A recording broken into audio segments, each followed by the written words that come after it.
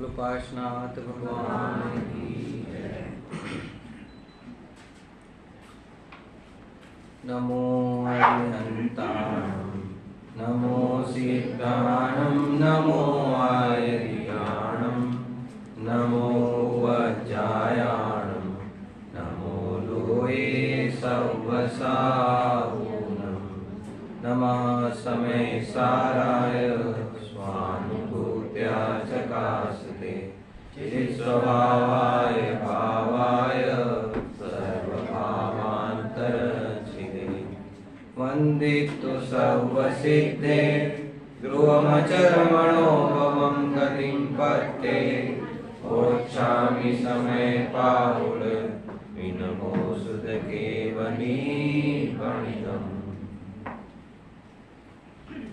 समय सार परमागम के आधार से अपनी कक्षा कल अपन ने प्रारंभ की। उसमें 3 गाथाओं की विषय वस्तु अपन ने रिविजन के रूप में देखी थी और फिर चौथी गाथा में कुंद आचार्य देव क्या कहना चाहते हैं ये चर्चा अपन ने प्रारंभ की थी। थोड़ा सा अपन प्रश्न उत्तर करते हैं फिर आगे चर्चा को बढ़ाएंगे। चौथी गाथा में कुंद आचार्य देव ने क्या बतलाया? चौथी गाथा में कुंद आचार्य देव ने क्या बतलाया? बोलो भैया, क्या नाम है? अक्षत। बोलो। वो काम भोग बंद की कथा नहीं बताई। हाँ नहीं, बतलाया क्या है? एक लाइन में जवाब आना चाहिए। क्या बतलाया भैया? पीछे ब्लू शर्ट।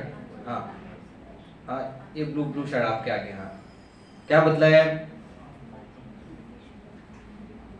हाँ बताओ पीछे। हाँ, कामभोग बंधन की कथा सुनने में इतना इंटरेस्ट है जिसकी वजह से अपने को जो है शुद्ध उसमें जाना चाहिए वो नहीं करना। हाँ, अपने शब्दों में आपने बिल्कुल सही जवाब दिया। भाव सही है आपके। अक्षर, सीधी सी बात है कि विषय कसाय काम भोग इस जीव उसको सुलभ लगते हैं। मतलब ये विषय की सुलभता और एकत्व भक्त भगवान आत्मा की दुर्लभता बताई। ठीक है, क्या बतलाया इसमें चौथी गाथा में? हाँ, किसकी सुलभता? विषय कसाई की सुलभता। और दुर्लभता किसकी? एकत्व भक्त भगवान आत्मा की दुर्लभता। एक लाइन में उत्तर तो सबको ध्यान रखना, क्या विषय वस्तु है इस गाथा के अंदर में, क्या विषय वस्तु है। गाथा पढ़ता हूँ और फिर गाथा का जो हिंदी पद्यानुवाद है वो पढ़ते हैं। फिर उस गाथा से संबंधित 2-3 प्रश्न आप लोग से पूछूंगा, फिर आगे चर्चा बढ़ाएंगे अपन। चौथी गाथा पढ़ते हैं सब साथ में। सुध परिजिदानुभूदा सौवस्वी काम भोग बंधका एयत्तसुवलंबो नवदिन सुलहो विहतस्। गुजराती पद्यानुवाद है मेरे सामने। श्रुत परिचित अनुभूत सर्वने काम भोग बंधननी कथा परति जुदाए कत्वनि उपलब्धि केवल सुलभना। ये चौथे नंबर की गाथा में कुंद आचार्य देव ने सभी लोक में काम भोग बंध संबंधी कथा तो अनादि काल से इस जीव को सुनने में आई है, उसका परिचय प्राप्त किया है, उसका अनुभव किया है, इसलिए कहते हैं सुलभ है। और एकत्व भक्त भगवान आत्मा की चर्चा सुनी नहीं, परिचय प्राप्त नहीं किया, अनुभव नहीं किया, इसलिए क्या कहते हैं? दुर्लभ है। ये 2 लाइन की बात है इसमें। कितने लाइन की बात है? 2। कौन सी 2 लाइन? कल्पेश भैया।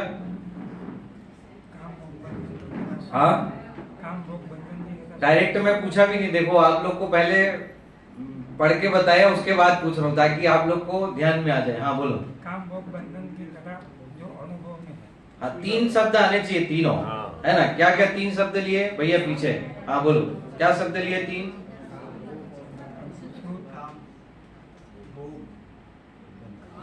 हाँ, काम भोग बंध की कथा। फिर 3 शब्द उसके लिए बाद में और लिए।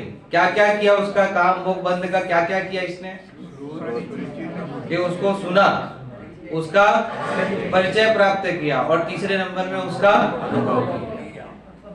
ठीक है, 3 काम कर रहे हैं अपन। कि सुनने में भी मजा आता है अपने को। काम भोग बंध की कथा सुनने में भी, भाई सुबह उठते सहित सबसे पहले हमारे हाथ में क्या आता है? मोबाइल। और मोबाइल के माध्यम से काय की कथा हमको सुनना पसंद आती है? काम भोग बंध की कथा। सुबह से या तो किसी के घर में टीवी चालू होगा या मोबाइल हाथ में आएगा, तो जैसे ही टीवी चालू करोगे तो टीवी चालू करते ही क्या सुनाई देगा आपको? है किसकी कथा सुनाई देगी? काम भोग बंध की कथा, है ना। तो काम भोग बंध की कथा सुनी। दूसरे नंबर में क्या बोला? परिचय प्राप्त किया, कि सुनते तो है ही, साथ में उसका परिचय भी। भाई साबुन के एडवर्टाइज में भी जो एडवर्टाइज करने वाले हैं वो उसका परिचय देते हैं कि उसका परिचय भी कराते हैं। मतलब खाली सुनाते हैं आपको कि साबुन ले लो, कि उस साबुन का परिचय भी कराते हैं। क्या कराते हैं? परिचय भी कराते हैं आपको। भाई आप जब तक उसका परिचय नहीं होगा कि भाई उस प्रोडक्ट को लगाने से आप गोरे हो जाओगे, जब तक ये परिचय नहीं दिया जाएगा तब तक के उस प्रोडक्ट को आप खरीदोगे कि नहीं खरीदोगे? नहीं खरीदोगे। भाई फेयर एंड लवली लगाने से गोरे होते हैं, ऐसा आपको परिचय देगा उस फेयर लवली का, तब आप उस फेयर लवली को क्या करोगे? आप खरीदोगे। आप कोई भी प्रोडक्ट है, चाहे वो शैम्पू हो, चाहे साबुन हो, चाहे वो क्रीम हो, कोई भी प्रोडक्ट है। मोबाइल भी, मोबाइल जब उसको बेचना है तो केवल ऐसा नहीं कि मोबाइल ले लो, मोबाइल ले लो, मोबाइल ले लो, ऐसा खाली सुनाता है क्या वो? कि उस मोबाइल का क्या देता है आपको? परिचय भी देता है वो। भाई ये जैसे कोई भी सैमसंग का जो मोबाइल है कि भाई इसको हमने 100 बार पानी में डुबोया है, लेकिन फिर भी ये उससे क्या है? वाटर प्रूफ है। ये पूरा पूरा कैसा प्रूफ है? ये वाटर प्रूफ है। और ये ऐसा मोबाइल है कि इसमें इतनी इतनी फैसिलिटी है, इतनी इतनी सुविधाएं हैं, इतने जीबी का इसमें स्टोरेज है, ये सारी उसका परिचय देता है। तब आप क्या करते हो? उस मोबाइल को खरीदते हो। 2 शब्द थी, कितने शब्द आए इसमें? पहला शब्द क्या?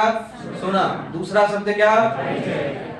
अब इतना परिचय देने के बाद में आप क्या करते हो? खरीदते हो उस मोबाइल को। फिर क्या करते हो? आप मोबाइल खरीदोगे, क्रीम खरीदोगे, पाउडर खरीदोगे। अब खरीदने के बाद उसका आपको क्या हो गया? अनुभव हो गया कि कैसा है ये, बेस्ट में बेस्ट है कि इसमें कोई कमी है, ये मेरे लायक है कि इसको मेरे को चेंज करना है। समझ में कि नहीं आया? तो ऐसे ये यहाँ पर हम कुंद कुंद आचार्य देव ये बतला रहे, भाई देखो अनादि काल से भगवान आत्मा का अनुभव नहीं हुआ है। क्यों? क्योंकि तेरे को काम भोग बंधन की कथा सुनने में क्या आ रहा है? मजा आ रहा है। ठीक है, याद रहेगा। अक्षत क्या कहा? 3 शब्द कौन कौन से कहे? परिचय करना और अनुभव। किसका? काम भोग और बंधन का। ठीक है। अब इस लाइन का अपन ने बहुत सामान्य अर्थ किया था कि काम और भोग का क्या मतलब है और बंध का क्या मतलब है। कौन बताएगा? हाँ, काम भोग का मतलब क्या है और बंध का मतलब क्या है।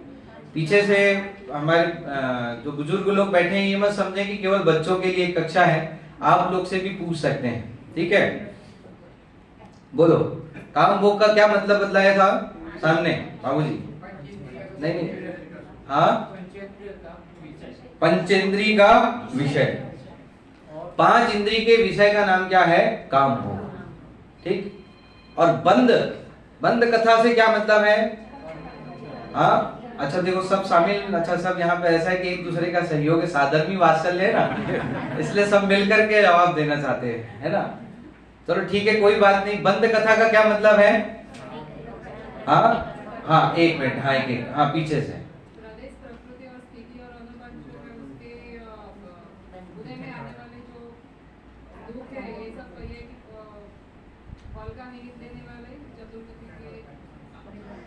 मतलब सीधा बंध कथा का मतलब है कि प्रकृति, प्रदेश, स्थिति, अनुभाग, बंध और उसके उदय से होने वाले 4 गति का परिभ्रमण। इसकी जो कथा है 4 चतुर्गति परिभ्रमण की कथा, जो पंडित दौलत राम जी ने भी बताई ना। हाँ, पंडित दौलत राम जी ने पहली डाल में काय की कथा बतलाई है? 4 गति के परिभ्रमण की कथा। जननी उदर वस्यो 9 मास, अंग सकुच दे आयो त्रास, बद बंधन आधिक दुख हने कोटि जीव ते जात नहने अति संक्लेश भाव ते मरियो स्व घोर स्वब्र सागर में परियो। एक कथा भी बहुत सुना तूने, बंद कथा भी तूने क्या करी, बहुत सुनी। इतना दुख उठाया, इतना तकलीफ उठाई, इतने उदय आए, उदय ने किसी को नहीं छोड़ा। प्रकृति बन, प्रदेश बन, पंडित टोडरमल जी ने तो मोक्ष मार्ग प्रकाशक में भी पूरा प्रकरण लिया ना। हाँ, ये प्रकृति बन, प्रदेश बन किसके निमित्त से होता है, योग के निमित्त से। योग के निमित्त से प्रकृति बंद और प्रदेश बंद, अनमय नहीं है। शुभोपयोग से शुभ प्रकृति का बंद और अशुभोपयोग से अशुभ प्रकृति का बंद, ऐसी पूरी चर्चा इसने सुनी। मतलब ये कथा भी उसने क्या करी है, सुना, परिचय प्राप्त किया और उसका अनुभव तो प्राप्त कर ही रहा है।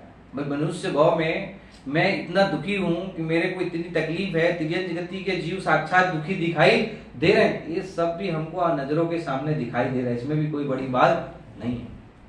क्या कहना चाहते हैं, मतलब इस चौथी गाथा में क्या कहना चाहते हैं, इसमें भी कोई बड़ी बात नहीं है कि प्रकृति प्रदेश बंद किसके निमित्त से हुआ, योग के निमित्त से, और स्थिति और अनुभाग बंद किसके निमित्त से होता है, कसाय के निमित्त से।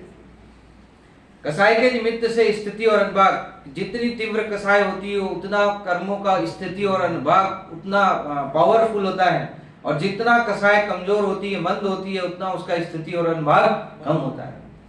ऐसी चर्चा भी इस जीव ने सुनी, और पंडित टोडरमल ने तो फिर उसमें प्रयोजन भी निकाला कि भाई प्रकृति बन, प्रदेश बन, स्थिति बन, अनुभाग बन, कि कहते हैं कि वास्तव में देखा जाए तो योग से होने वाले प्रकृति और प्रदेश बंद का तो कोई औचित्य है ही नहीं। ऐसा लिखा हो, कोई बलवानपना नहीं है उसमें। मेन तो ये कषाय के निमित्त से जो स्थिति और अनुभाग बंद होता है, मुख्य कारण तो बंधन का ये है। इसलिए लास्ट में सारांश निकाला, यदि बंद नहीं करना है तो क्या करना, एक मिथ्यात्व और कषाय को छोड़ दे। बंद नहीं करना है तो कषाय मत कर, ऐसा शब्द लिखा है, तो प्रयोजन लिखा। लेकिन ये भी चर्चा इस जीव ने क्या कहते हैं यहाँ पर सुनी, परिचय प्राप्त किया, उसका अनुभव भी हो रहा है उसका। भाई मेन तो बात ये है कि कुंद आचार्य देव कह रहे हैं भैया ये ज्ञानावर्णी कर्म का उदय, दशनावर्णी कर्म का उदय, मोहनी कर्म का उदय, वेदनी कर्म का उदय, आयु कर्म का उदय, नाम कर्म का उदय, बहुत सुन लिया तूने। क्या कह रहे हैं, तूने बहुत सुन लिया, बहुत सुन लिया कि ये कर्म का ऐसा ऐसा उदय आता है। ये सारी चर्चा तूने क्या कर रखी है, सुन रखी है। चार गति कर्मों की चर्चा, बंध की चर्चा, ये कहते सुन रखी है। मतलब ये कहना चाहते हैं कुंद आचार्य देव कि कर्मों से भिन्न ज्ञाय भगवान आत्मा की चर्चा तूने आज तक के नहीं सुनी। क्या कहा, समझ में आया? मतलब ये एकेंद्रीय जीव, द्वेंद्रीय जीव, त्रेंद्रीय जीव, ये भी बहुत चर्चा सुन रखी है तूने। क्या कहा, क्या चर्चा सुन रखी है? ये मैं कौन सा जीव हूँ, पंचेंद्रीय जीव हूँ, सन्नी पंचेंद्रीय जीव हूँ, है ना। ये सब पृथ्वी, अग्नि, वायु, ये सब कौन से जीव है, एकेंद्रीय जीव है। लेकिन मैं इंद्रियों से भिन्न ज्ञायक भगवान आत्मा हूं, ये तूने आज तक के नहीं सुना। यहाँ क्या कहना चाहते हैं, बात समझ पकड़ में कि मतलब यहाँ ये कहना चाहते हैं जीव के ये इतना उदय, इतनी इंद्रियां, ये सब चर्चा तो इस जीव ने बहुत सुनी। पहले गुण स्थान वाला जीव, दूसरे गुण स्थान वाला जीव, ये भी चर्चा बहुत सुनी। क्या कह रहे हैं यहाँ पर, कौन सी चर्चा बहुत सुनी? हाँ, ये मिथ्यात्व गुण स्थान में इतने जीव रहते हैं, इतना काल रहता है, इतने समय बाद में वो ऐसा ऐसा काम करता है, तो चौथा गुण स्थान आ जाता है, फिर पांचवा आ जाता है, फिर छठवा आ जाता है। छठवें गुण स्थान वाले ऐसे होते हैं, सातवें वाले ऐसे होते, ये भी चर्चा तूने सुनी है। यहाँ तो कहते गुण स्थानातीत ज्ञायक भगवान आत्मा की चर्चा तूने आज तक नहीं सुनी। समझ में आया क्या कहना चाहते हैं यहाँ पर?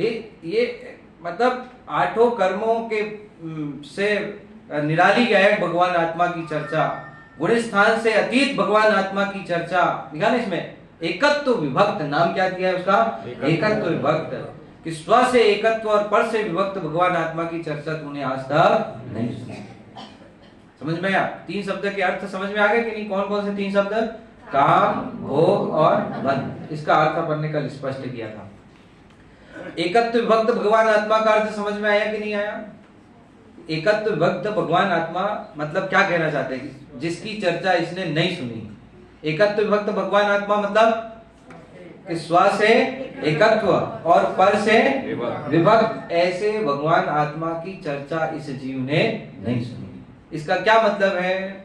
अभी बताया ना 4-5 मतलब, कि इसका मतलब ये है कि कर्मों से निराला भगवान आत्मा है, ये चर्चा तूने आज तक नहीं सुनी। गुणस्थानातीत है गायक भगवान आत्मा, ये चर्चा तूने आज तक नहीं सुनी। 5 इंद्रियों से भिन्न गायक भगवान आत्मा इंद्रियातीत है, ये चर्चा तूने आज तक के नहीं सुनी। शरीर में रहते हुए भी शरीर से भिन्न है गायक भगवान आत्मा, ये चर्चा तूने आज तक नहीं सुनी। आया समझ में? इस शरीर वाला, इसके 5 शरीर में से औदारिक, वैक्रियक, आहारक, तेजस, कार्बन, कितने शरीर है आत्मा के? भाई एक जीव के, छतवस्त जीव के 5 शरीर में से कितने शरीर हैं? एक भी शरीर नहीं है। कितने शरीर है? हाँ, अरे भाई कुछ तो शरीर है कि नहीं है? कितने शरीर हैं? वैक्रियक, आहारक, तेजस, कार्बन, कितने शरीर है? देवगति के कितने शरीर है?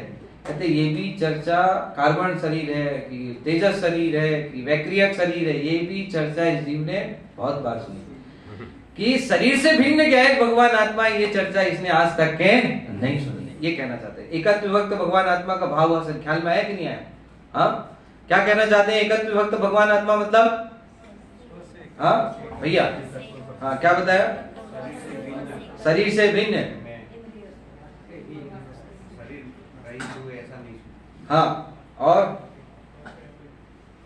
शरीर से भिन्न, कर्मों से भिन्न, पर्याय से भिन्न, कसायों से भिन्न, समझेंगे? रागादि विकारी भाव होते हुए भी रागादि से भिन्न है भगवान आत्मा, ये चर्चा आज तक के नहीं सुनी। ये कहना चाहते एकत्व विभक्त भगवान आत्मा मतलब, समझ में? हाँ, याद रहेगा सबको? तो ये एकत्व विभक्त भगवान आत्मा का अर्थ किया कि एकत्व विभक्त भगवान आत्मा के लिए भी 3 बातें कही। कौन कौन सी 3 बातें कही? कि उसकी चर्चा भी सुनी नहीं, उसका परिचय भी प्राप्त नहीं किया, और उसके साथ में उसका अनुभव तो हुआ ही। ये गाथा में कुंद आचार्य देव ने ये जो 2 लाइन में अभूतपूर्व हमारा समझ लो चित्रण खींचा है कि हमारी क्या गलती हो रही, क्या तकलीफ हो रही है, तेरे क्या कमी चल रही है कि जिसके कारण से तेरे को भगवान आत्मा की उपलब्धि नहीं हो रही है। ये 2 लाइन में बतला दिया। फिर इसमें जो टीका है, उस टीका में और भावार्थ में अमृतचंद्र आचार्य देव ने और पंडित जयचंद जी छाबड़ा ने जो इसका अर्थ खींचा है, वो मैं पहले टीका और भावार्थ पढ़ता हूँ, और पूरी एक लाइन पर अपन चर्चा नहीं करके उसके जो मुख्य बिंदु हैं केवल उस पर चर्चा करेंगे, क्योंकि अपनी कक्षा चल रही है, प्रवचन नहीं है अपना, है ना? प्रवचन करने जाएंगे तो फिर एक गाथा ही अपनी पूरी एक शिविर में चल पाएगी। इसलिए अपने को तो मुख्य बात उसमें जो आने वाली है केवल उन मुख्य बातों की चर्चा करनी है, जो चीज अपने समझने लायक है। ठीक, पढ़ता हूँ मैं टीका। आप लोग के पास, जिसके पास जिनवाणी है वो देखेंगे, और सामने इधर PDF है, गुजराती है, थोड़ी गलती होगी तो आप लोग बता देना। आज समस्त जीव लोक ने काम भोग संबंधी कथा એકપણાથી વિરુદ્ધ હોવાથી અત્યંત વિસંવાદી છે। આત્માનું અત્યંત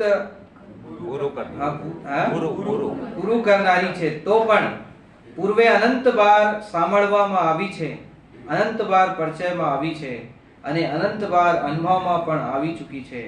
તો એવો છે જીવલોક, કેવો છે જીવલોક, જે સંસાર રૂપી ચક્રના મધ્યમાં સ્થિત છે।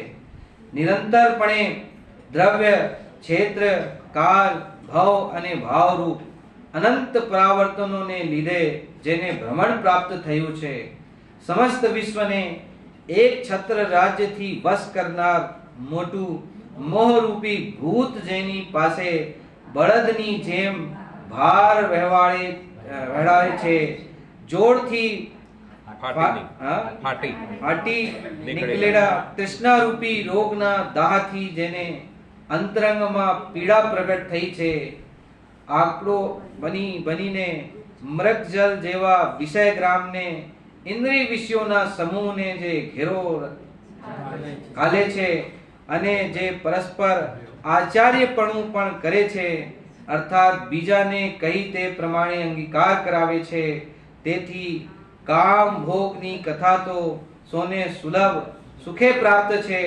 अब ये यहाँ तक के काम भोग बंधन की कथा कैसे सुलभ है ये बतलाए। इसमें आचार्य अमृतचंद्र देव ने कितना समझ लो ऐसा परिचय दिया कि भाई ये संसार रूपी चक्र के मध्य स्थित जीव की कैसी दुर्गति हो रही है और क्यों हो रही है। उसमें 3-4 शब्द जो आए हैं वो मुख्य रूप से आए। इसमें क्या शब्द है? एक तो मोह महामद योना, मोह रूपी मदिरा को पीकर बैठा है इसलिए ऐसी दुर्गति हो रही है। एक बात तो ये है। दूसरी बात इसमें क्या आई कि उसके कारण से संसार और पंच परावर्तन में क्या कर रहा है? ये परिभ्रमण कर रहा है। ठीक है। दूसरी बात इसमें ये आई कि ये मोह रूपी भूत जेनी बलक जेम भार व्यावे छे और दूसरा तृष्णा रूपी रोग से ग्रसित है। मोह के कारण से किससे ग्रसित है ये जीव? तृष्णा रूपी रोग से ग्रसित है। तृष्णा की खाई खूब भरी पर रिक्त रही वह रिक्त रही, युग युग से इच्छा सागर में प्रभु गोते खाता आया हूँ, मुझको न मिला सुख क्षण भर भी। कंचन कामिनी प्रसादों में जितनी भी पूजन की जो पंक्तियां हैं, इन पूजन की पंक्तियों में यही बताया कि हे भगवान मैं आज तक इसी में फंसा रहा हूं, अब मैं आपकी शरण में आया हूं। मैं आज तक इसी में फंसा रहा, अब मैं किसकी शरण में आया हूं?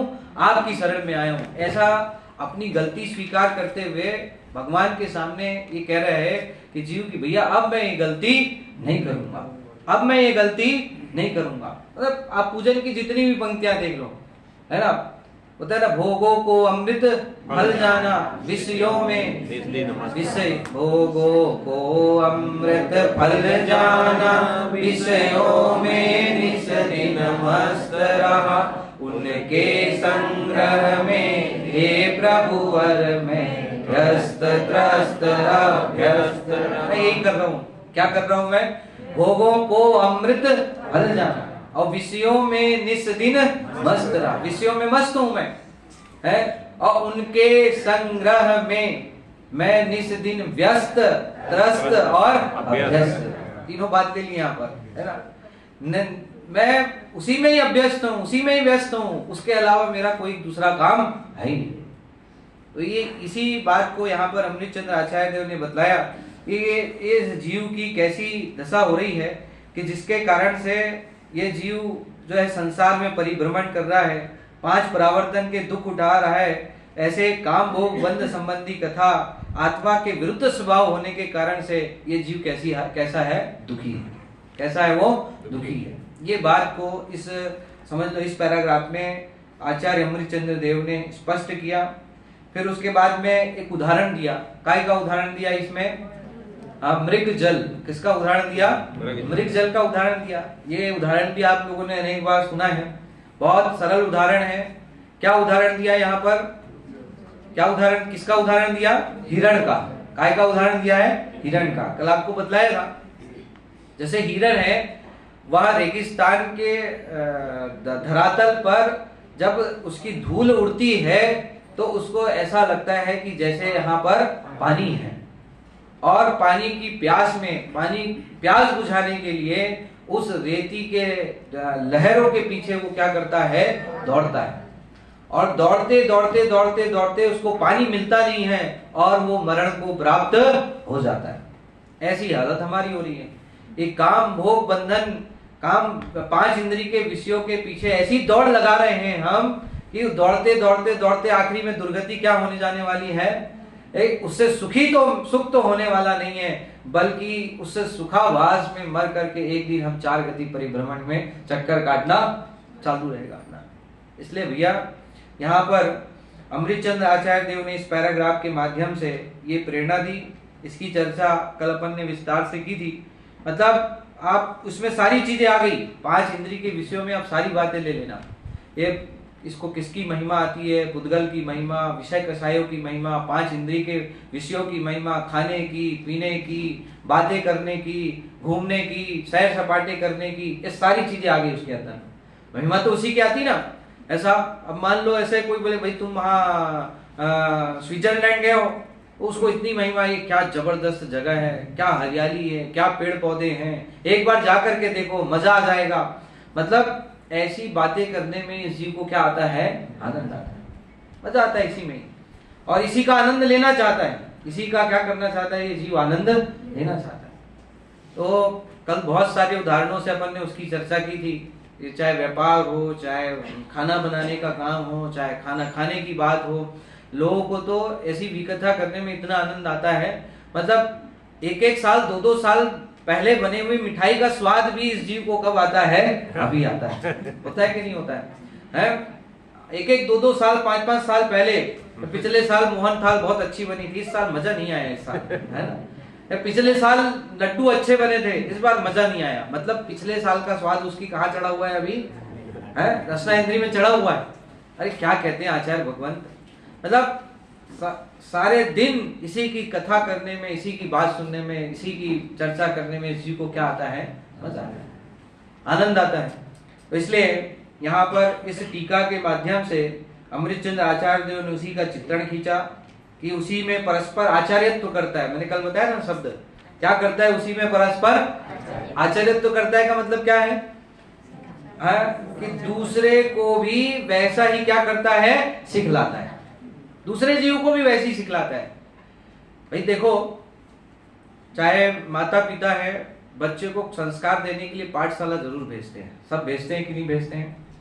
अरे बोलो, भेजते हैं कि नहीं भेजते हैं? सब भेजते हो, पाठशाला सब भेजते हैं ना बच्चे को संस्कार देने के लिए। क्या देने के लिए भेजते हैं अपन, संस्कार देने के लिए। बच्चा वहां पाठशाला पढ़ने जाते हैं, बहुत आनंद आता है ना। जैसे जैसे वो थोड़ा बड़ा होते जाता है, यदि वो मम्मी से कहे कि मम्मी एक घर में आलू प्याज नहीं आना चाहिए, रात में खाना नहीं चलेगा, बाहर होटल में खाना नहीं चलेगा, ये सब मेरे को पसंद नहीं है, तो मम्मी पापा क्या बोलेंगे उसको, अरे भाई ये तो देखो पाठशाला की बात है, नहीं अभी तो तेरे को क्या करना है, तेरी शादी करना है, अभी तो तेरे खाने पीने की उम्र है, अभी तू ये सब लफड़े में मत पड़। पहले तो आपने काय के संस्कार दिए, पाठशाला में अच्छे संस्कार दिए, बाद में जैसे ही वो शादी के लायक हुआ, उसकी शादी करने के योग्यता हुई, उसको पढ़ने लिखने के लिए बाहर भेजने का समय आया, है ना। अब बाहर बोर्डिंग में भेजना है, अब वहां पे जैन फूड अवेलेबल नहीं है, अरे कुछ नहीं होता है, तो पढ़ने में सब चल जाता है। अभी प्रेरणा कौन दे रहा है उसको, कौन दे रहा है उसको, माँ बाप। अब सोचो आप, ये परस्पर आचार्य, मतलब कैसी लाइफ स्टाइल है हमारी। एक तरफ तो संस्कार देना चाहते हैं और दूसरी तरफ उसी संस्कारों को खत्म करना भी कौन चाहता है, हम चाहते हैं। मतलब आप विचार करके देखो, एक तरफ तो हम क्या देना चाह रहे हैं, संस्कार देना चाहते हैं, और दूसरी तरफ हम क्या चाहते हैं, उसी को नष्ट विनष्ट करना चाह रहे हैं। बोलो आप, मतलब आप सोचो, विचार करो कि आप घर में जब आपस में बैठते हैं तो एक पिक्चर देखने के बाद भी पिक्चर की समीक्षा होती है कि नहीं होती है? कैसी थी पिक्चर, कौन था कैसा, कौन विलेन, कौन हीरो। अरे एक पिक्चर की छोड़ो 3 घंटे की होती हो, तो एक आधा घंटा का सीरियल देखने के बाद, अनुपमा देखने के बाद भी उसकी क्या होती है, समीक्षा होती है। वो होती है कि नहीं होती? और उसके बाद सब माथा पीट पीट कर ये कहते हैं यार ये तो नाटक वाले बेवकूफ बना रहे हैं सबको। क्या कर रहे हैं, नाटक वाले बेवकूफ। और बेवकूफ कौन बन रहा है, अपन सब बन रहे हैं। मजा आता है ना उसमें। कहते काम भोग की कथा सुनने में इसी को क्या आता है, मजा आता है। 3 घंटा कहाँ निकल जाता है पता नहीं लगता है। सोचो 3 घंटा कहाँ निकल जाता है पता नहीं लगता है, विचार करके देखना। और 1 घंटा जिनवाणी सुनने में क्या आता है, कंटाल आता है, प्रमाद आता है। बच्चों ने अभी देवलाली में एक नाटक किया था, उसमें देखो देखो जीव की विराधना का फल, देखो देखो जीव की विराधना का फल। एक ऐसी विराधना का फल कि जिस जीव को 3 घंटा पिक्चर देखने में कंटाला नहीं आता है, 1 घंटा प्रवचन सुनने में कंटाला आता है, अगले जन्म में उसको क्या नहीं मिलेगी, कान नहीं मिलेगा। समझ में कि नहीं है, उसको कान नहीं मिलेगा। जिस जीव, समझ में आया, जिसको पर्वत नदी पहाड़ देखने में मजा आता है, 5-5 दिन का टूर पैकेज बना करके जाता है और तीर्थ वंदना के परिणाम नहीं आते हैं, कहते हैं उस जीव को क्या नहीं मिलेगा, पैर नहीं मिलेगा। समझ में कि नहीं है। जो भगवान के दर्शन करने का लाभ प्राप्त नहीं करता है, सुबह से जो मोबाइल देखता है, सुबह से टीवी देखता है, सुबह से जिसको व्हाट्सएप चलाना, फेसबुक चलाना ये अच्छा लगता है, कहते हैं उसको क्या नहीं मिलेगी, आंखें नहीं मिलेगी। मतलब ऐसे कह करके आचार्य भगवंत क्या बताना चाह रहे हैं कि भैया काम भोग बंधन की कथा तू अनादि काल से इसमें फंसा हुआ है। अब जो कुंद कुंद आचार्य देव अब जो कहना चाह रहे हैं वो बात एक बार कान खोल करके सुन, एक बार कान खोल करके सुन ले आप। मतलब आगे जो पंक्ति है उसमें अब ये समझ लो कि दुर्लभता बता रहे हैं। किसकी दुर्लभता बता रहे हैं? एकत्व विभक्त भगवान आत्मा की। किसकी दुर्लभता बता रहे हैं? मतलब अमृत चंद्र आचार्य देव ये तो समझ गए कि भाई आप संधि पंचेंद्रिय और स्वाध्याय तक तो आप पहुंच गए हो। कहां तक पहुंच गए हो आप?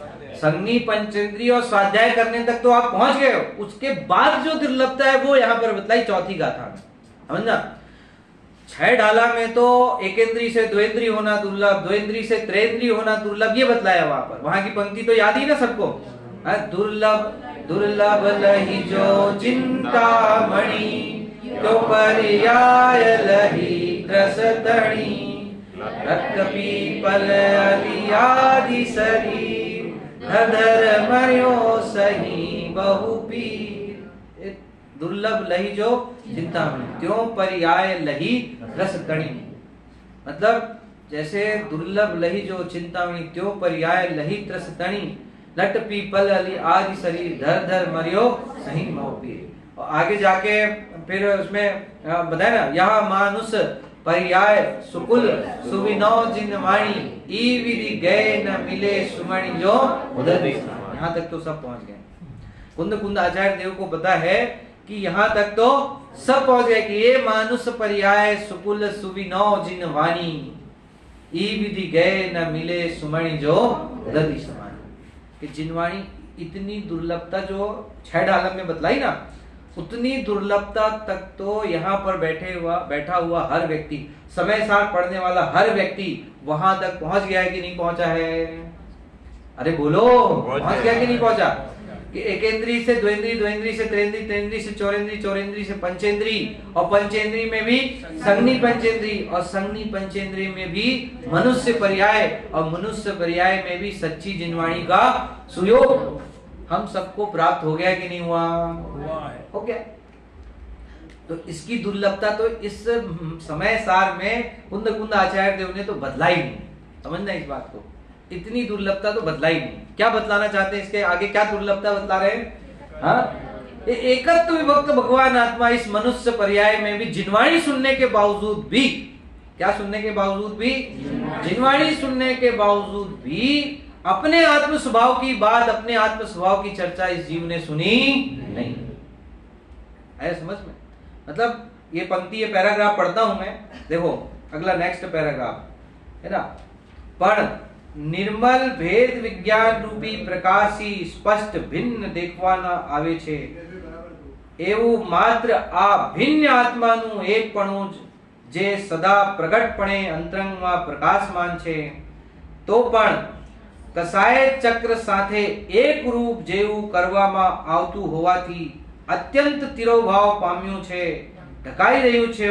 તે પોતામાં અનાત્મજ્ઞપણું હોવાથી, પોતા આત્માને નહીં જાણતો હોવાથી અને બીજા આત્માને જાણનારાઓની સંગતિ સેવા નહીં કરી હોવાથી નથી પૂર્વે કહી સાંભળવામાં આવ્યું નથી, પૂર્વે કદી પરિચયમાં આવ્યું અને નથી પૂર્વ કદી અનુભવમાં આવ્યું, તેથી भिन्न आत्माનું એકપણું સુલભ નથી। जो 3 बातें आपको कल लास्ट में बताई थी, ध्यान में होगी, वो 3 बात इसमें आ गई। अमृत चंद्र आचार्य देव ने वो 3 बात, कौन सी 3 बात बतलाई थी? याद है किसी को? लास्ट में बताई, सबसे लास्ट में 3 बातें कि आत्मा की चर्चा सुलभ क्यों नहीं हो रही है, दुर्लभ क्यों है। हाँ, सबसे पहले ही बात क्या बताई थी? कसाय, इसमें शब्द लिखा ना, कसाय चक्र। क्या शब्द लिखा है यहाँ पर? कसाय चक्र। कसाय चक्र, कसाय समूह साथे एक रूप जेऊ करवामा आवतु। मतलब कसाय चक्र के साथ ऐसा एक में हो रहा है जीव कि जिसके कारण से भगवान आत्मा की कथा सुनने का समय उसको मिल रहा नहीं। कसाय चक्र के साथ एक में हो रहा है, मतलब कसाय से ढका हुआ का क्या मतलब है? 3 बातें थी। एक बात तो ये, दूसरी बात क्या बतलाई थी? खुद तो आत्मा को जानने की फुर्सत नहीं है। दूसरी बात। तीसरी बात, जो जानते हैं कि जो जानते हैं और जो बदलाना चाहते हैं उसकी भी संगति करना नहीं चाहता। भाई चलो ठीक है, खुद से नहीं जानना है तो कोई बात नहीं, अरे कम से कम जो जानने वाले हैं उसकी तो संगति कर, तथा उसकी संगति भी करता नहीं है। इसलिए ये दुर्लभता बदला, इसलिए भगवान आत्मा कैसा है, दुर्लभ हो गया है। 3 बातें, ये पीपीटी लगा देना, लगा दी, हाँ ये लगा दी थी, दिख रहा है सामने। 3 बातें एकदम सरल शब्दों में, जो यहाँ पर अमृतचंद्र आचार्य भगवत ने टीका लिखी, उसका सारांश मैंने यहाँ पे पीपीटी के रूप में, ताकि आपको नोटबुक बनाने में, याद रखने में सहूलियत हो, क्योंकि पूरी टीका तो कोई याद नहीं रख सकता। याद रखे तो बहुत अच्छी बात है, लेकिन उसका जो मुख्य पॉइंट है, जहां जो उसको हाईलाइट करना चाहते हैं अमृतचंद्र आचार्य, वो याद रहना चाहिए। कौन सी 3 बातें कही? पहली बात, कसाय के कारण ढका हुआ है। पीछे बाबूजी लोग, दादाजी लोग, पहली बात क्या कही? ढका हुआ। इधर माताजी लोग, दूसरी बात, तीसरी बात क्या कही? इधर कुर्सी में बैठे जो नहीं करता है। 3 गड़बड़ी हो रही है। कौन सी 3 गड़बड़ी हो रही है? पहली क्या गड़बड़ी हो रही है? मतलब क्रोध, मान, माया, लोभ के चक्कर में फंसा हुआ है जीव। तो मतलब ऐसा मानता है कि भैया देखो ये आत्मा में क्या लगा है, जब तक पंडित जी गुस्सा नहीं करेंगे ना, दुनिया नहीं चलती है। बिना गुस्से की दुनिया नहीं चलती है। मतलब प्रैक्टिकल सोचो आप कि इसकी फीलिंग क्या चल रही है, क्यों एकत्व भगवान आत्मा इसको नहीं सुहा रहा है? क्योंकि उसको सुहा रही है क्या? कसाय। क्या सुहा रही है उसको? कसाय सुहा रही है। उसकी फीलिंग इस जाती कि भाई साहब बिना गुस्से के तो दुनिया चल सकती है ही नहीं, बिना क्रोध के तो कोई परिणमन हो सकता है नहीं। पूरा कंट्रोलिंग पावर जैसे क्रोध के अंदर में समाया हुआ है। पूरा कंट्रोलिंग पावर किसके अंदर में है? गुस्सा नहीं करेंगे तब तक के दुनिया का कोई काम होने वाला है नहीं। जब मतलब पंडित टोडरमल जी ने तो 3रे अध्याय में चारित्र मोहनी जन्य जीव की अवस्था में उसका चित्रण भी किया।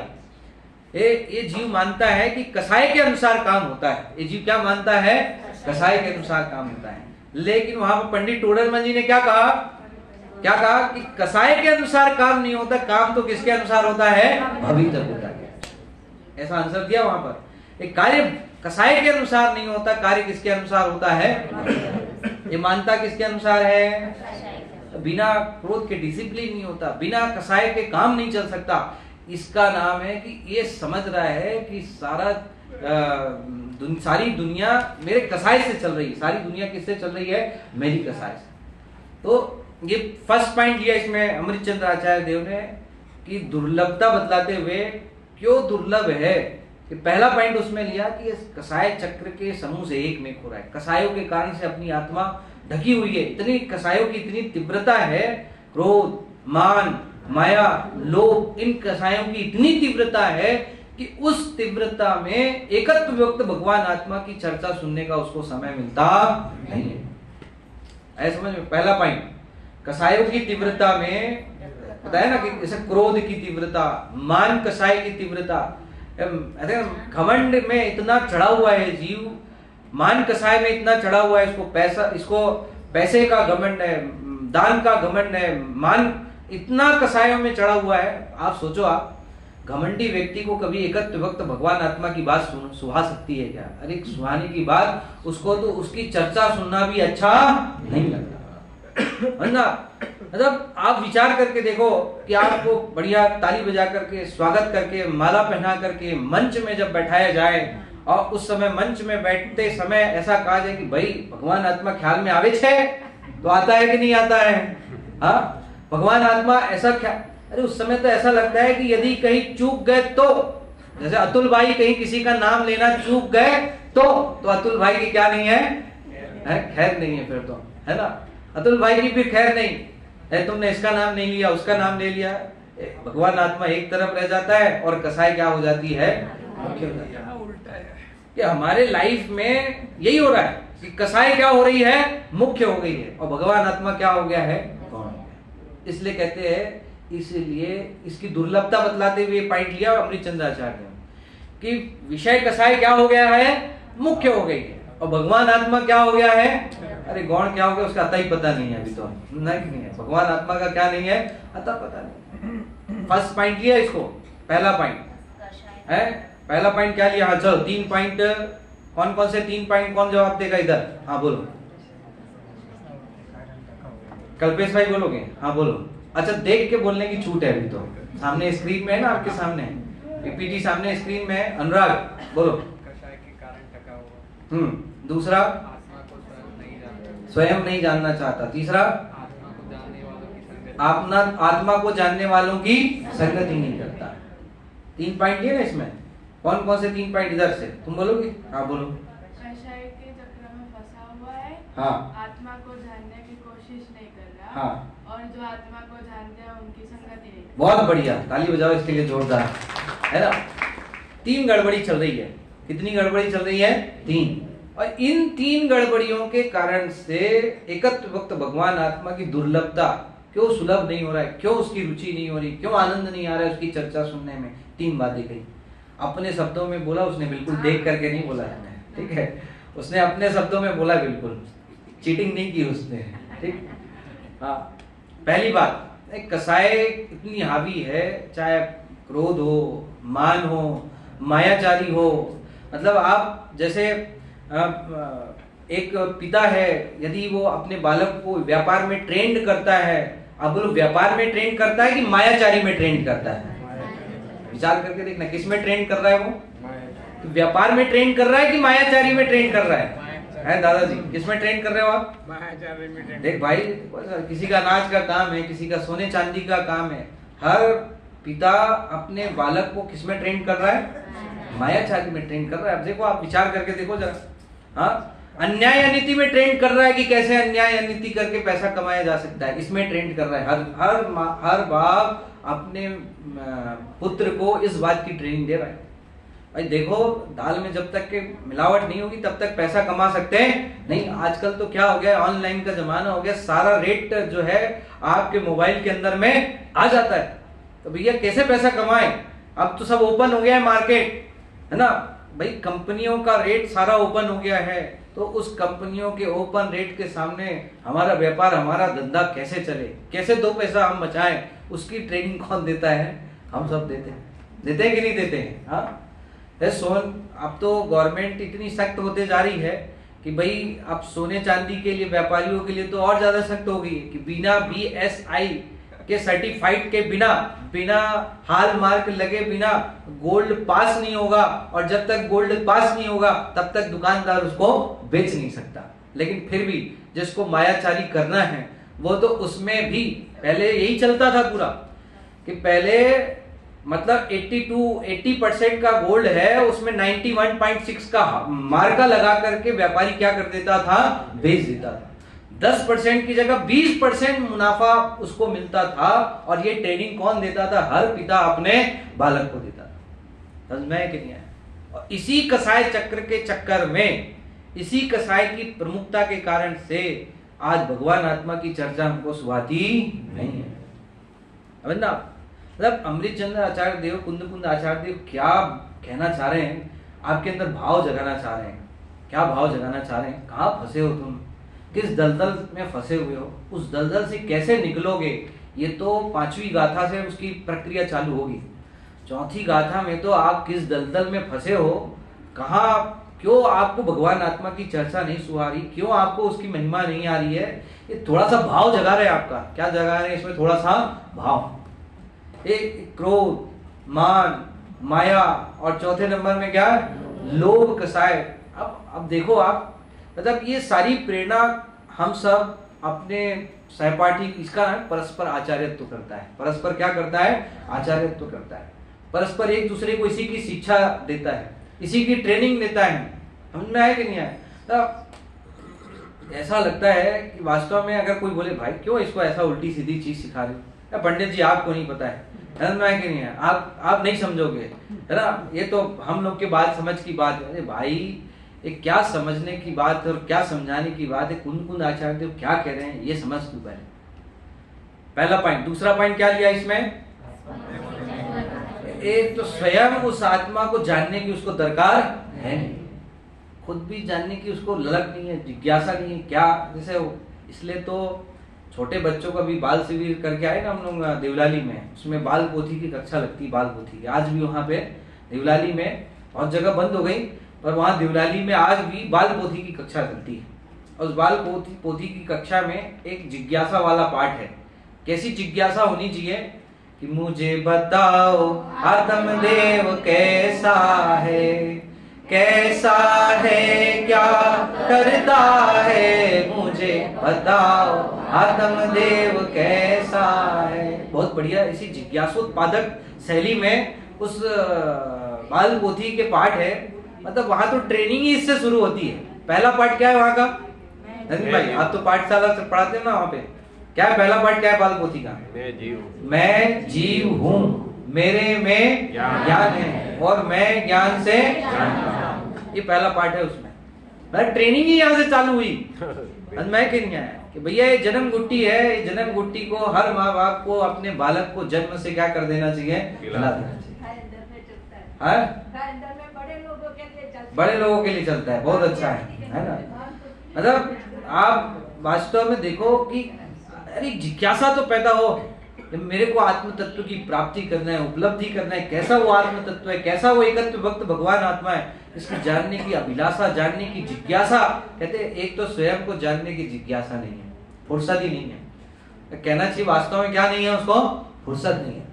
मतलब आदि बोलो तो क्या शब्द सुनाई देते हैं? अरे भाई देखो ये आत्मा फात्मा, आत्मा के लिए क्या शब्द है? आत्मा। आत्मा फात्मा की बात अपने को नहीं समझ में आती है। इतनी कसाई है बोलो आत्मा के संबंध में लोगों के दिमाग में, दिल में, आत्मा फात्मा समझ में नहीं आता। भाई आत्मा फात्मा कहां से हो गया? हाँ मतलब दूसरी बात, ऐसे जीवों को एकत्व विभक्त भगवान आत्मा कभी तीन काल में सुलभ हो सकता नहीं। तीसरा पॉइंट क्या लिया इसमें? थर्ड पॉइंट क्या लिया? जानने वाले की क्या नहीं करता है? अब तीसरी और बड़ी गड़बड़ी भाई। अभी देखो अब यहाँ पे यंगस्टर लोगों की संख्या घटते जा रही है। मैं तो लगभग 15 साल से आ रहा हूँ ना, तो मेरे को पता है पहले कितने यंग लोग आते थे, अब फिर उसके बाद थोड़े कम हुए, फिर थोड़े कम हुए, और बच्चे तो इस साल पूरे के पूरे गायब भी हो गए। क्या कारण है भैया? कल्पेश भाई बोलो, विचार करो, मंथन करने का समय क्या कारण? हाँ संख्या घटती जा रही है। ऐसे तो हमारे राजकुमार जी पंडित जी का एक रचना भी लिखी कि बढ़ते भगवान और घटते भक्त, कि भगवान बढ़ रहे हैं और कौन घटते जा रहा है? भक्त घटते जा रहे हैं। क्या काम, क्या ऐसी हालत क्यों हो रही है? विचार करके देखो। मतलब यंग जनरेशन जो है वो क्यों अपने इस तत्व ज्ञान से नहीं जुड़ पा रही है? क्यों उसको ये बात, ये ऐसी संगति करना उसको पसंद नहीं आ रहा है? इतनी सुख सुविधाएं बढ़ाने के बावजूद, मैं कि नहीं है, इतनी सुख सुविधाएं बढ़ाने के बावजूद भी आप हर साल धर्मशाला बना रहे हो, एसी हॉल कर दिया, सारे कमरे व्यवस्थित कर दिए। पहले तो कमरों की क्या हालत थी, मैं कि नहीं आया? पहले टाइल्स नहीं लगे थे, प्लेटफॉर्म नहीं बने थे, टाइल्स व्यवस्थित नहीं थी, है नीचे यहाँ पे भर गर्मी में नीचे है, पूरे गर्मी में दोपहरी में 3-2:30 बजे 3 बजे कक्षा प्रारंभ हो जाती थी। बिल्कुल वो समझ लो पंडाल तपता था, और फिर भी आज जितनी संख्या है उससे संख्या उस समय क्या रहती थी? मतलब आप विचार करके देखो, ये तीसरा कह रहे हैं भैया, ये ज्ञानी गुरु भगवंत की बात सुनना नहीं चाहता है। क्या नहीं सुनना चाहता है ज्ञानी? थर्ड पॉइंट है ना कि आत्मा को समझाने वाले की बात सुनना समझना नहीं चाहता। आज गुरुदेव का इतना विरोध हुआ, देखो आप, मतलब लोगों ने पूरे अंतरराष्ट्रीय स्तर पर गुरुदेव श्री का विरोध किया। आप विचार करके देखो कि विरोध किसका था? हाँ किसका विरोध था? अरे विरोध गुरुदेव का नहीं था। गुरुदेव से उनको क्या परेशानी होती है? वास्तव में तो जो तत्व ज्ञान लोग पचा नहीं पा रहे थे, उस तत्व ज्ञान का क्या था? विरोध। बोलो आप, उस भगवान आत्मा की बात को लोग पचा नहीं पा रहे थे, जो चर्चा नियम साहब में आदरणीय भाई साहब के माध्यम से चल रही ना। ये सामान्य बात नहीं है, इसको पचा पाना वास्तव में बहुत कठिन काम, क्या कहना चाहिए, समझना ही बहुत कठिन काम है इसको, वास्तव में देखा जाए तो। अनुमान की नहीं आया तो ऐसी चर्चा। तीसरा पॉइंट इसलिए लिखा भाई, क्यों सुलभ नहीं है? क्यों सुलभ नहीं है? क्योंकि ज्ञानी गुरु भगवंतों की पाठशाला में जीव आना चाहता नहीं है। ज्ञानी गुरु भगवंतों के सानिध्य में रहना चाहता नहीं है। अरे भैया देखो, अपने को ज्यादा ना इन लोगों से जरा दूर ही रहे तो ज्यादा अच्छा है। लोग चाहते हैं कि इनसे दूर ही रहे तो ज्यादा अच्छा है।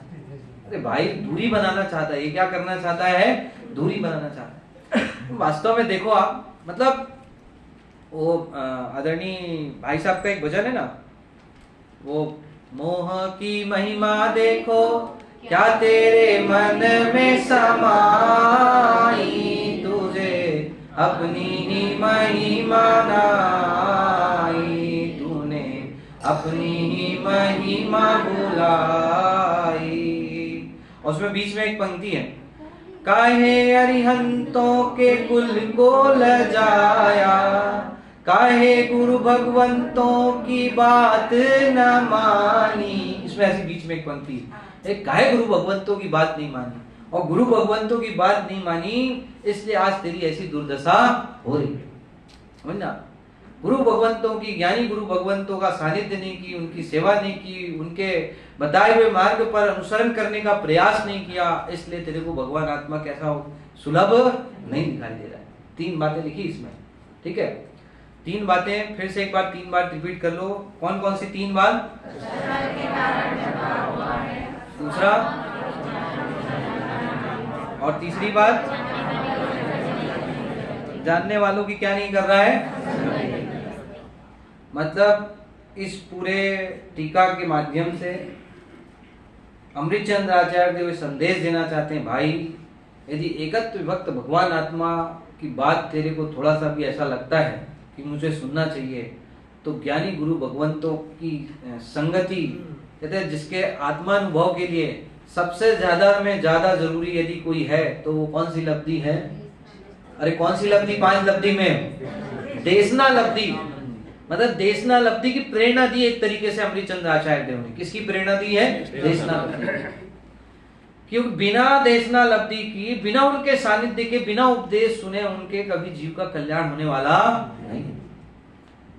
भाई अपने जिनागम में भी आचार्य भगवंत ने उसके परिणाम नहीं भीग पाते हैं। जब तक ज्ञानी गुरु भगवंतों की शरण में नहीं जाएगा, उनकी बात नहीं सुनेगा, तब तक कि उसका हृदय भीगने वाला नहीं है। मतलब आप सोचो कि गुरुदेव का प्रवचन सुनने से लोगों का इतना हृदय कैसे उल्लसित होता है, कैसे हृदय भीगता है, कैसे आनंद का झरने झरते हैं, उसके पीछे कारण क्या है? क्योंकि ज्ञानी गुरु भगवंतों की वाणी में इतना जबरदस्त प्रभाव होता है कि उनकी वाणी सुनकर के आनंद के झरने झरने लगते हैं। और जिसको समझ में नहीं आए तो वो 6वें 7वें गुड़ी स्थान में, जिसको कहना चाहिए, झूलने लगता है। ऐसा कथन किया जाता है, वास्तव में कथन भी उपयुक्त नहीं है। वास्तव में वो प्रमाद में झूलने लगता है। किसमें झूलने लगता है? 6वें 7वें गुड़ी स्थान में तो कौन झूलते हैं? निराज झूलते हैं। और ये जीव किसमें झूलने लगता है? इसलिए गुरु भगवंतों की वाणी, तो उसमें लिखा ना पद्मदंडी पंचविंशतिका में, तत्प्रति प्रीति चित्तेन येन वार्तापि हि श्रुता निश्चितम ही स भवेत् भव्यो भावी निर्वाण। यदि प्रीति पूर्वक यदि कोई जिनवाणी की बात, जिनेंद्र भगवान की बात, गुरु भगवंतों की बात को सुनेगा तो गारंटी दी है। किस चीज की गारंटी दी? कि भविष्य में निर्वाण की प्राप्ति हुए बिना उसको नहीं, निश्चित रूप से निर्वाण की प्राप्ति होगी, होगी और होगी। इतनी जबरदस्त चर्चा जिनागम की। ये चौथे गाथा के माध्यम से अपन ने सारांश के रूप में और पॉइंट के रूप में यहाँ पर अभी विगत 2 दिन में कक्षा के माध्यम से पढ़ी है। दोपहर की कक्षा में मैं 5वीं गाथा की चर्चा प्रारंभ करूंगा। देखो, मैं ये अपन कक्षा के रूप में इसकी चर्चा कर रहे हैं, इसलिए ज्यादा विस्तार नहीं। जो चीज इसमें मस्ट इम्पोर्टेंट है उसको व्यवस्थित पॉइंट में अपने को याद करते हुए उस गाथा को अपने को समझना है। तो इतना इस टीका के माध्यम से जो चीज निकल के आई वो आपके सामने यहाँ पे। एक बात और जो गुरुदेव श्री इसमें इसके संदर्भ में कहते थे कि जीव धर्म के नाम पर और भी बहुत सारी विसंगतियां चल रही है, जिसके कारण से एकत्व विभक्त भगवान आत्मा की चर्चा सुनना समझना इस जीव को पॉसिबल नहीं है। वो क्या चल रहा है कि या तो वो बाह्य क्रियाकांड में फंसा हुआ है, किसमें फंसा हुआ है? बाह्य क्रियाकांड में। दया, दान, पूजा, भक्ति में इतना आनंद आ रहा है कि भगवान आत्मा की चर्चा सुनने की फुर्सत नहीं। अब थोड़ा सा उसको गुरुदेव काम भोग बंद की कथा से थोड़ा सा और आगे लेकर के गए कि वहां से निकला तो कहां आके अटक गया? किसमें आके अटक गया? कि बाह्य क्रियाकांड में आकर के अटक गया। समझ में कि नहीं है? अब आप खुद विचार करो कि पूजा भक्ति ये सब जीव इसमें कितना अटक जाता है। आप उसका टाइम टेबल आप उसका देखो। आप आजकल 2-2 घंटा 3-3 घंटा विधान पूजन और इसमें इतना आनंद आता है, नृत्य गान और आप चमर से और फिर भक्ति से मंजीरे से ढोलक से, अरे कितना आनंद आता है। आप वैसा आनंद आपको भगवान आत्मा की चर्चा सुनने में आता है? हाँ, आता है कि नहीं आता है? विचार करके देखना जरा। हाँ, जितना राग में आनंद आ रहा है उतना वीतराग वाणी में सुनने में आनंद आता है। विचार करो, आता है कि नहीं आता है? हाँ, तो गुरुदेव श्री ने इसलिए उस पर कुठाराघात किया। ये धर्म के नाम पे बाह्य क्रियाकांड और बाह्य आचरण में ऐसा उलझ जाता है कि इसको भगवान आत्मा तक पहुंचने की दरकार, भगवान आत्मा तक पहुंच पाता नहीं। और आज तो और इतनी बड़ी विसंगति है कि धर्म के नाम पे मेहंदी प्रतियोगिता, रंगोली प्रतियोगिता और धर्म के नाम पर कितने सारे आयोजन हो रहे हैं। ब्लड कैंप, हमारी साइड तो आजकल वो क्या बोलते हैं उसको, रक्तदान शिविर, रक्त जांच शिविर, आई कैंप, नेत्र शिविर, इतने सारे आयोजन होते हैं। आज आप देखो धर्म के नाम पे वास्तव में विचार किया जाए तो भगवान आत्मा तो एक तरफ धरा का धरा रह जाता है। विचार करके देखो आप। इसलिए उसकी दुर्लभता बतलाते हुए आचार्य कुंद देव, अमृतचंद्र देव, ये 5वीं गाथा में अब आपको ये बतलाएंगे कि भाई देखो, आप चिंता मत करना। क्या नहीं करना? आप चिंता नहीं करना। ठीक है, अभी तक की कहानी यहाँ पर खत्म। अभी तक की कहानी यहाँ पर खत्म। तुमने बहुत काम भोग बंधन की कथा सुनी। अब आपको ऐसा लगा कि भगवान आत्मा दुर्लभ है। अब मैं तुमको ऐसे भगवान आत्मा की कथा सुनाना चालू कर रहा हूं। निज वैभव से उस भगवान आत्मा को बदलाने जा रहा हूं।